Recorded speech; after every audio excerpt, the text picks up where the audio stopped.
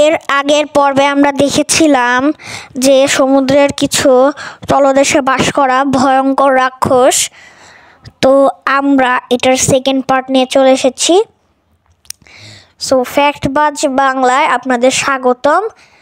এবং আজকে আমরা আরও কয়েকটি ভয়ানক সামুদ্রিক মনস্টার নিয়ে কথা বলবো। দেরি না করে শুরু করা যাক। জার্মান গেন্ডার।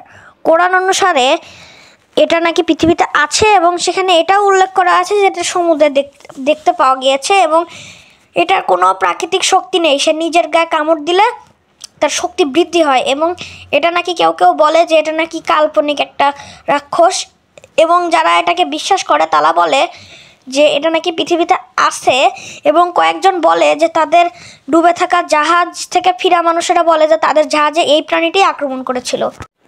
ডেকোসরাস এই প্রাণীটি ডাইনোসর আমলের একজন অন্যতম শিকারী, যে অনেক শিকার করতে পারত এবং এটা কিছুটা কুমির এবং তিমি মাছের মিশ্রণ। তার সাথে জার্মানি, আর্জেন্টিনা এবং রাশিয়াতে এর ফসিল পাওয়া গেছে। সো আজকের আয়োজন এটুকুই ছিল। আল্লাহ হাফেজ।